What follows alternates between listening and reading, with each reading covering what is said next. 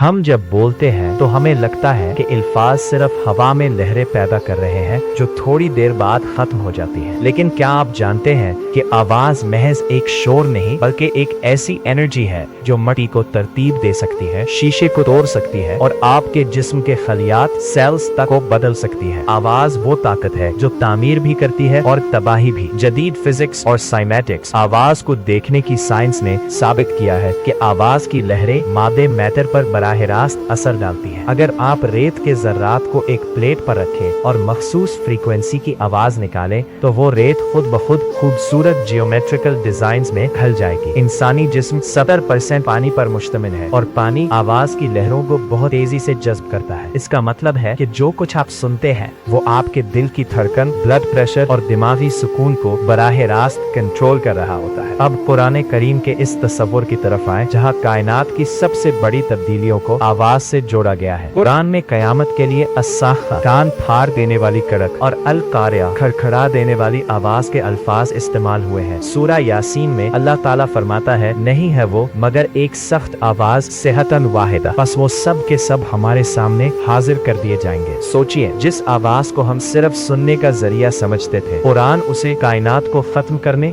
और दोबारा जिंदा करने का आला करार दे रहा है। साइंस कहती है कि अगर आवाज की फ्रीक्वेंसी एक खास हद से बढ़ जाए तो वो एटमी बॉन्ड्स, एटॉमिक बॉन्ड्स को तोड़ सकती है, यानी मादा फना हो सकता है। इसे सोनिक डिस्ट्रक्शन कहते हैं। कुरान ने 1400 पहले ये बता दिया कि एक चीख या कड़क पूरी कायनात का निजाम बदलने के लिए काफी होगी। सिर्फ तबाही ही नहीं, आवाज शिफा भी है। डॉक्टर मसारो एमोटो की रिसर्च के मुताबिक पानी के मॉलिक्यूल्स दुआ और अच्छी आवाजों पर खूबसूरत क्रिस्टल्स बनाते हैं, जबकि शोर और बुरी आवाजों पर बदसूरत हो जाते हैं। चूंकि हमारा जिस्म पानी से भरा है, इसीलिए कुरान की तिलावत की आवाज हमारे जिस्म के अंदरूनी निजाम को रीसेट कर देती है। इसे आज की दुनिया में साउंड थेरेपी कहा जाता है, लेकिन कुरान ने उसे शिफा उन लिमाफिस सुदूर, दिलों के लिए शिफा, बहुत पहले कह दिया था। आज की साइंस ये भी मानती है कि पौधे मौसीकी या अच्छी आवाज पर तेजी से उगते हैं। ये सब इसलिए है क्योंकि आवाज एक काइनेटिक एनर्जी है जो खलियात के अंदर हलचल पैदा करती है। कायनात का हर जर्रा एक खास फ्रीक्वेंसी पर थरथरा रहा है, वाइब्रेटिंग। जब हम कुरान के अल्फाज को उनकी सही फ्रीक्वेंसी तजवीद के साथ अदा करते हैं तो वो हमारी रूह और जिस्म के टूटे हुए तवाज़ुन को दोबारा जोड़ देते हैं। अगली बार जब आप कुछ बोले या सुने तो याद रखें कि आप सिर्फ हवा का दबाव नहीं बदल रहे, बल्कि आप अपनी और दूसरों की बायोलॉजी बदल रहे हैं। आवाज वो हथियार है जो मरे हुए दिलों को जिंदा कर सकता है और जिंदा कायनात को